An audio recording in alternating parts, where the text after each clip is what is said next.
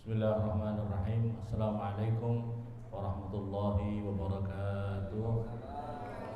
Alhamdulillah rabbil alamin wassalatu wassalamu ala sayyidil mursalin wa ala alihi wa ashabihi wa man tabi'ahum bi ihsan ila yaumiddin. Amma ba'd. Yang sangat saya hormati Al-Habib Abu Bakar Al-Hamid, yang sangat saya hormati Bapak Yai Kamil Mukhtar, sesepuh kita, yang sangat saya hormati Pak Kiai Agung beserta Ibu, seluruh wali santri dan seluruh santri yang sangat saya muliakan. Pertama, sebagai pengantar Bapak-bapak Ibu-ibu, sebelum kita akan membaca Istighosah dan Hizib Bahar, saya ingin menyampaikan beberapa hal, apalagi khususnya kepada orang tua wali santri dan juga kepada adik-adik santri, putra dan putri. Syekh Abdul Qadir Jilani yang sangat terkenal itu, Sultanul Aulia Syekh Abdul Qadir Jilani, ketika beliau mondok itu pernah suatu ketika mendengar bahwa di suatu kampung ada seorang wali Allah, seorang yang sangat dekat dengan Allah Subhanahu wa taala. Maka akhirnya Syekh Abdul Qadir Jilani beserta dua temannya yang alim-alim, yang pintar-pintar itu ingin sowan tabarukan ke sana. Syekh Abdul Qadir Jilani mau ketemu dengan seorang wali Allah tadi dengan niat masing-masing. Temannya yang satu dengan niat, betulkah dia wali? Saya nanti akan bertanya masalah-masalah yang sulit-sulit kepadanya. Masalah-masalah yang sulit kepadanya, kira-kira wali itu bisa jawab apa tidak? Kalau dia bisa jawab, baru aku akui bahwa dia seorang wali. Yang satunya temannya, enggak, saya ingin tahu saja, mana sih orang wali itu kayak apa sih? Jadi kayak semacam acuh tak acuh. Yang satunya Syekh Abdul Qadir Jilani dengan niat yang tulus, kalau ada orang soleh, seorang waliullah ingin tabarukan, ambil berkah. Karena kita ini diajarkan ilmu kita ini, bapak-bapak ibu-ibu, kepada santri, ilmu kita ini akan bisa masuk kepada diri kita kalau kita menghargai orang yang memegang ilmu. Kalau kita tidak bisa menghargai guru kita yang memegang ilmu, keluarganya yang ahlul ilmu, bagaimana ilmu itu bisa masuk kepada diri kita? Bedanya ilmu agama itu dengan ilmu umum itu seperti ini. Jadi kalau ilmu agama, kok bapak-bapak belajar, putra-putrinya belajar, tapi masalah ridho guru di nomor dua kan, tidak ada penghormatan dirinya pada ilmu dan orang-orang yang megang ilmu, maka tidak akan dapat manfaat. Mungkin kalau diantara indikatornya orang-orang yang belajar kemudian tidak manfaat apa? Kalau dia pulang dari pondok, ilmunya sama sekali tidak manfaat, tidak bisa diterima oleh masyarakat, tidak manfaat untuk dirinya, tidak manfaat untuk keluarganya, tidak kayak seperti mubadzir saja dia pondok.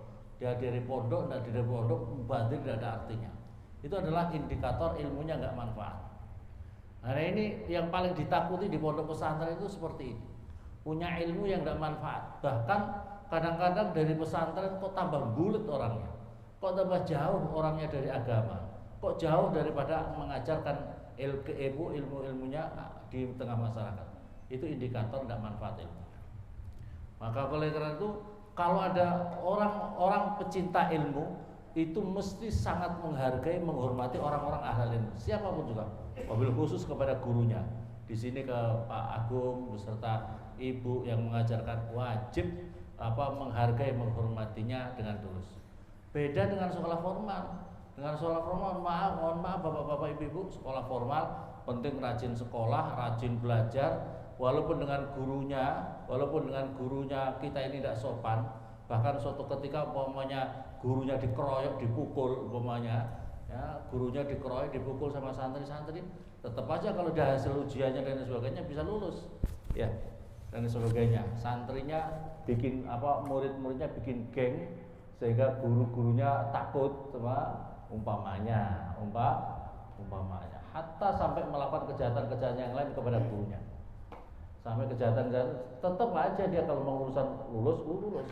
Beda dengan ngaji agama, belajar di pesantren, ngaji di pondok. Makanya bapak-bapak tidak pernah lihat di santri-santri demo sama guru-gurunya. Nah, inilah apa itu Rasulullah turun di muka bumi ini sebagai utusan adalah liutammima makarimal akhlak, untuk menyempurnakan budi pekerti akhlak. Akhirnya bapak-bapak ibu, seorang wali tadi yang bertemu 3 orang tadi, Allah sudah memberikan kasyaf, terbuka mata batinnya, datang, assalamualaikum, waalaikumsalam, terus langsung menjawab, wali tadi menjawab, kamu kesini kan ini yang menguji ngetes saya kan, pertanyaan kamu kan ini, jawabannya ini, dasar kitabnya ini. Jadi belum sampai ditanya itu sudah dijawab semua oleh seorang wali Allah tadi. Pertanyaannya yang ada di dalam hati tidak ada orang tahu, itu langsung sudah dijawab seorang wali Allah tadi. Tapi saya melihat kata wali tadi, saya melihat bahwa aku melihat kamu ini dengan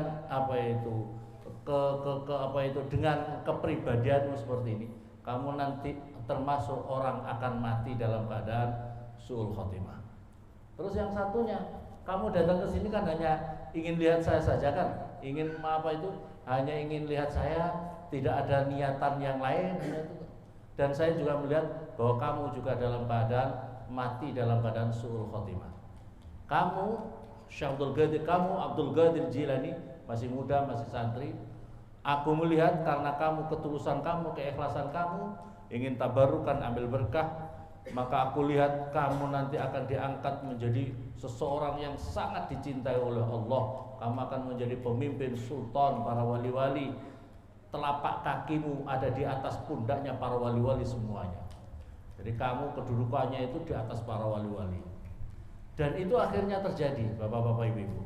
Yang pertama itu orang yang cerdas pinter itu, kemudian dia itu menikah, dia itu suatu ketika diperintahkan menjadi pejabat negara untuk melakukan dialog, diskusi dengan berbagai macam aliran-aliran, diantaranya adalah orang Yahudi. Kemudian dia itu tertarik dengan seorang perempuan Yahudi yang menurut dia luar biasa, dia tertariknya. Terus akhirnya menjawab, kamu saya nikahi. Jawabnya perempuan tadi kan dengan bapaknya, saya ini orang Yahudi, kalau kamu mau menikahi saya, kamu harus ikut saya, agama saya Yahudi. Kata dia, ya wis nggak apa-apa, yang penting nanti kalau saya nikahi dia, kan saya sudah dekat dengan dia saya ceramai, dia akan ajari agama ini dengan sebaik-baiknya, karena dia orang pintar, karena dia orang cerdas. Nanti dia pasti akan tunduk, dia agamanya pasti akan ikut saya. Dan nikah, begitu nikah belum apa-apa, begitu dia naik jalan di atas loteng, di rumahnya itu dalam loteng, dia kemudian jatuh mati. Matinya masih dalam keadaan Yahudi. Akhirnya betul dia mati dalam keadaan su'ul khotimah. Mati dalam keadaan su'ul khotimah, baru menikah dengan orang Yahudi kemudian mati. Nauzubillah summa naudzubillah. Yang berikutnya lagi yang hanya lihat-lihat saja, dia itu jadi pejabat negara, tapi kemudian dia korupsi. Dia terkenal dengan korupsi. Maka akhirnya dia dihukum, dieksekusi, mati dalam keadaan yang menyedihkan, yaitu dalam keadaan yang su'ul khotimah, jelek. Akhirnya mati gara-gara suatu kejahatannya korupsi. Nauzubillah subhanahu. Nah, Syekh Abdul Qadir Jilani ini kemudian beliau menjadi sultan, pemimpin para wali-wali yang karena ketika bertemu dengan orang ahlul ilmi itu harus menghargai, apalagi seorang wali Allah. Rasulullah itu mengajarkan ini, Allahumma inna as'aluka hubbak wa hubba may yuhibbuk. Ya Allah, anugerahkan kepada kamu selalu mencintaimu ya Allah, dan mencintai orang-orang yang mencintaimu ya Allah. Jadi indikator kita itu cinta sama Allah, itu harus kalau kita cinta sama Allah, wajib cinta sama orang-orang yang cinta sama Allah.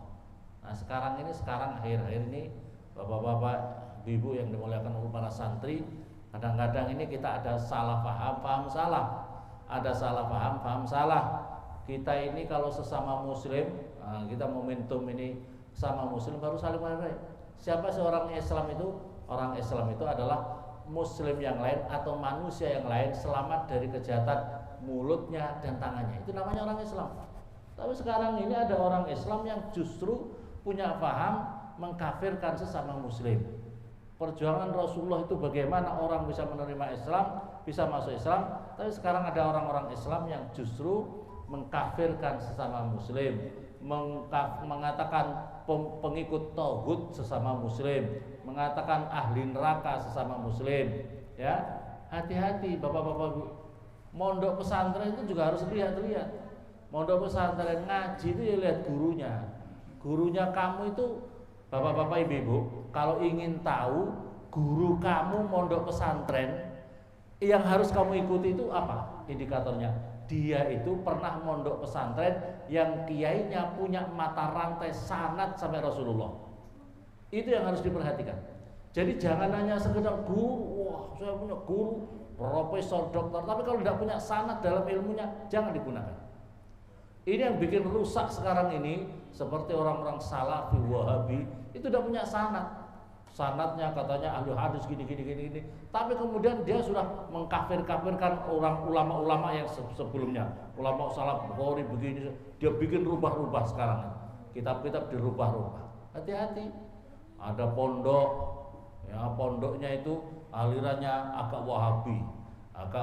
Karena apa? Gurunya. Makanya bapak-bapak kalau ingin tahu guru kalian itu kayak apa, ustadz kalian siapa gurunya. Sekarang ini jadi ustadz-ustadz, jadi kiai-kiai juga mohon maaf kalau ada yang malpraktek kalau ada ustadz yang abal-abal, itu lihat Pak Ustadz kamu itu punya gurunya siapa, kiainya siapa.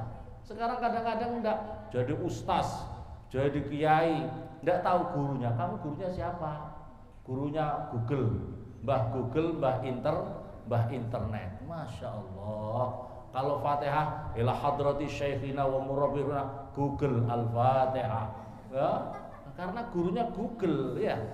Naudzubillah summa naudzu. Tahu gurunya, harus tahu. Ulama-ulama terdahulu begitu kita melihat Imam Ghazali muridnya siapa, oh Imam Syafi'i muridnya siapa, tahu. Begitu kita kenal beliau-beliau langsung kenal guru-gurunya. Kalau kita ini enggak sekarang ini, ustadz sudah naik panggung, ini muridnya siapa ya? Tidak kenal kita kapan-kapan, kadang-kadang. Hatta ustadz itu pun tidak pede mengaku gurunya kamu itu siapa. Ya, tidak punya mata rantai, tidak punya ikatan mata rantai yang jelas. Ini yang bikin kacau di tengah-tengah umat, seperti ini. Apalagi hadirin yang dimuliakan oleh Allah, sekarang ini apa dalam penjelasan yang lain, barang siapa menghukumi kafir atau mengatakan ya kafir kepada teman, maka hukum kafir itu pasti akan jatuh kepada salah satunya. Difahami dengan barang siapa menghukumi ahli neraka padahal dia tidak ahli neraka menurut Allah, maka hukum itu pasti akan jatuh di antaranya.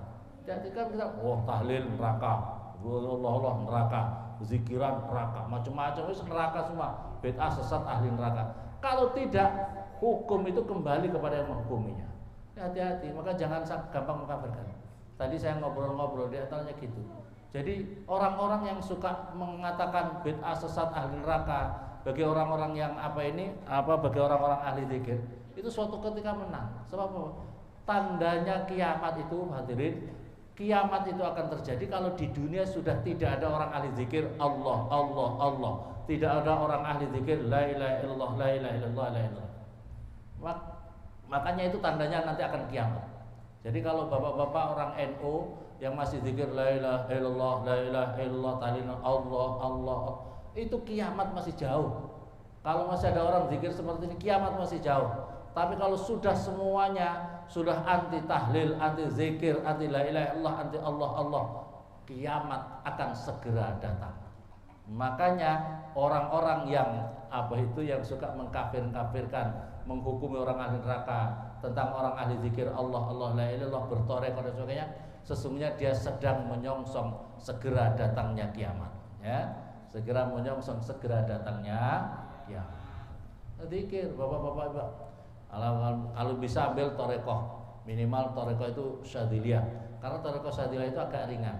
Torekoh syadziliyah itu yang penting satu hari minimal baca istighfar, astagfirullah 100, baca sholawat 100, la ilaha illallah 100. Lalu sambil torekoh supaya Papua ini, lingkungan kita ini damai aman. Ambil torekoh bapak-bapak ibu-ibu. Saya itu juga sudah tabarukan ambil torekoh. Ambil torekoh.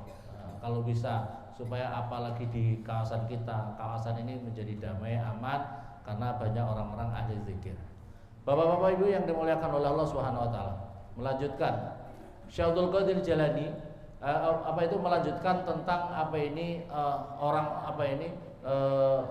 tentang orang-orang yang suka menyakiti hati orang lain. Hatta puasanya seseorang itu kalau masih suka menyakiti, di dalam keterangan hadis Nabi, barang siapa tidak bisa menahan dirinya untuk mulutnya, perilakunya menyakiti orang lain, maka Allah sekali-kali tidak akan menerima puasanya sekalipun dirinya tidak makan tidak minum. Jadi sekalipun dirinya tidak makan tidak minum, tapi sekalipun dia tidak makan tidak minum, tapi mulutnya suka menyakiti hati orang lain, perilakunya suka menyakiti hati, maka tidak diterima. Kadang-kadang kita menyakiti hati orang lain, sama muslim darahnya halal, seperti yang terjadi di Timur Tengah. Sekarang orang teroris itu membunuh, ngebom sama muslim. Bagaimana? Itu menyakiti orang lain, menyakiti sama muslim. Ini adalah paham salah paham. Maka hati-hati bapak-bapak, jangan, pendidikan anak-anak kita harus benar, diawasi betul, dipelototin betul. Kira-kira ini kiai-kiai ngajari apa? Kalau sudah mengajari bid'ah-bid'ahkan orang, hati-hati. Hati itu adalah bom waktu yang akan meruntuhkan, menghancurkan akidahnya sendiri. Bapak-bapak, ibu-ibu, para santri yang dimuliakan oleh Allah. Rasulullah pernah suatu ketika, ya Rasulullah, ada seorang perempuan yang dia itu rajin sholat malam, dia puasa siang harinya, tapi dia suka menyakiti hati orang lain. Jawabnya Rasulullah, tidak ada kebaikan sama sekali, tidak ada amal kebaikan sama sekali yang diterima Allah. Wahya finnar, dia itu ahli neraka. Kata Rasulullah, dia itu ahli neraka. Karena apa? Suka menyakiti hati orang lain. Maka oleh karena itu di dalam hadis rubba shaim, banyak orang yang puasa tapi dirinya hanya dapat haus dan lapar. Banyak orang yang puasa tapi dirinya hanya dapat haus dan lapar saja, tidak dapat pahala sama sekali. Apa maksudnya di sini? Maksudnya adalah dirinya yang pertama adalah berbuka dengan makanan yang halal, yang haram atau syubhat. Ini adalah membatalkan pahala puasa. Yang kedua adalah memakan dagingnya sesama muslim. Maksudnya apa? Dengan ghibah, mengumpat, membicarakan aibnya orang lain, apalagi sama muslim, itu dirinya sudah batal pahala puasa. Jadi kalau kita ini adalah kita itu sedang memakan dagingnya sesama teman sendiri, ya, dagingnya teman sendiri. Makanya ghibah ini membatalkan pahala puasa. Bapak-bapak, ibu-ibu yang dimuliakan oleh Allah. Nah, caranya bapak-bapak, ibu-ibu, supaya kita ini, hati kita ini terjaga, maka diantaranya adalah kita harus memperbanyak zikir kepada Allah Subhanahu wa taala. Jadi caranya supaya kita ini selalu terkendali untuk tidak melakukan perbuatan-perbuatan yang mazmumah, yang tercela, adalah senantiasa memperbanyak zikir kepada Allah Subhanahu wa taala. Di dalam keterangan hadis Nabi, saya akan membacakan Syekh Mustafa, walam anna aqrabat turuq, sesungguhnya yang terdekatnya jalan menuju Allah taala adalah zikir kepada Allah. Fa inna ahla zikr, sesungguhnya orang ahli zikir adalah ahlullah, ahlinya Allah, keluarganya Allah, orang yang sangat dikhususnya. Wahum ahlu jalsauhu, ahli tempat duduknya Allah Subhanahu wa taala. Ini maksudnya orang yang sangat dekat dengan Allah. Az-zikr waqala Abu Ali ad-Daqqaq, az-zikr ruknun qawi fi tariqillah. Zikir itu adalah suatu sendi yang sangat kuat untuk menuju tariq atau jalan menuju Allah Subhanahu wa taala. Bal huwa aqwa tamassukan bi hadzal tariq wa la yasilu ahadan ila Allah taala illa bidawil. Seseorang tidak akan bisa usul ila Allah kecuali dengan memperbanyak zikir kepada Allah Subhanahu wa taala. Waqad farada fil hadis zikrullah syifaul qulub. Ketahuilah zikir kepada Allah itu adalah penyembuh daripada hati-hati. Wa qala Asy-Syaikh Abdullah As-Sa'rani wa'lam anna mudawamata dzikrillah. Sesungguhnya orang yang punya rutinitas zikir kepada Allah Subhanahu wa taala adalah tuhmidu al-amrad, maka akan memadamkan penyakit-penyakit hati al-batinah, min kibrin, daripada penyakit takabur, wa ujbin, ujub, wa riya, wa su'i dzannin, penyakit-penyakit salah sangka kepada orang, wa hasadin, wa hiddin, wa ghillin, wa ghisin, wa hubbi mahmadadin, yang sangat suka dipuji-puji, wa ghairi dzalik. Dan selainnya itu. Maka oleh karena itu hadirin yang dimuliakan Allah, perbanyak zikir, perbanyak zikir kepada Allah Subhanahu wa taala. Zikir kita baca Al-Qur'an, apalagi zikir yang sudah punya sanad thariqah, ya, punya sanad thariqah. Ini perlu diamalkan. Di antaranya zikir adalah yang kita akan baca itu adalah istighosah, dan kemudian membaca Hizbul Bahar. Ini apalagi kita di Papua perlu diamalkan Hizbul Bahar ini. Ini jazah dari Syekhina Maimun Zubair ketika kurang lebih tahun 2000 ya, 2000 itu ditambahi sama Mbah Yai Maimun untuk mengamalkan Hizbul Bahar. Saya mengamalkan sejak sebelumnya, tapi saya mendapatkan sanad lagi dari Mbah Yai Maimun untuk mengamalkan doa ini. Yang doa yang kecil itu boleh diamalkan, Hizbul Bahar bisa diamalkan. Insyaallah kawasan ini, tempat yang dibacakan hizib ini menjadi aman. Amin Allahumma. Barangkali demikian untuk pengantar. Jadi barangkali demikian. Jadi kalau kita ingin bersih hati kita menjadi damai. Ala bidzikrillahi tatmainnul qulub. Jadi hati kita itu bisa damai kalau diisi dengan memperbanyak zikir kepada Allah. Hati kita kenapa tidak bisa damai, tidak bisa tenang? Tidak bisa damai, tidak bisa tenang karena hati kita masih kemerungsung dengan berbagai macam penyakit. Orang yang ahli zikir kepada Allah itu tidak harus hari kalau malam mingguan itu weekend Pak, kalau orang-orang pejabat itu weekend cari tempat yang rekreasi, tempat apa. Tidak usah jauh-jauh untuk cari damainya hati itu, tidak harus harus segala macam. Hatimu isi dengan zikir kepada Allah. Hatimu isi dengan perbanyak zikir, kamu akan damai, hati kamu damai. Coba kiai-kiai itu, ayo piknik kemana? Piknik kemana? Hati kamu diisi zikir, damai. Hati kamu diisi dengan zikir, damai. Karena ala bidzikrillahi tatmainnul qulub. Itu kan kalau damai lihat di mata saja ya. Di mata saja, ya indah, masya Allah indah, mata itu mata saja. Tapi kalau hati damainya luar biasa. Perbanyak zikir kepada Allah yang rutin, rutin. Zikir tidak rutin 1 tahun baca la ilaha illallah 100 kali, masya Allah ya tidak rutin kalau gitu. Perbanyak itu ya setiap hari, jangan dihitung. Kalau Syekhina Maimun Zubair setiap pagi zikir dengan santri itu la ilaha illallah 313 ya, Mbah Yai Maimun itu sanad. Saya sudah mendapatkan sanad thariqah dari Mbah Yai Maimun ke Sayyid Muhammad sampai kepada Rasulullah. Jadi setiap pagi waktu itu baca la ilaha illallah 313. Kalau Bapak mengamalkan juga boleh ya 300. Bapak harus punya amalan zikir ini. Inilah yang bisa menunda kiamat tidak segera datang. Pokoknya masih ada ini, tidak usah takut kiamat belum terjadi. Kalau masih banyak. Tapi kalau sudah tidak ada lagi di dunia, tandanya segera kiamat. Barangkali demikian, saya mohon maaf. Semoga manfaat dan Allahumma jami'in. Assalamualaikum warahmatullahi wabarakatuh.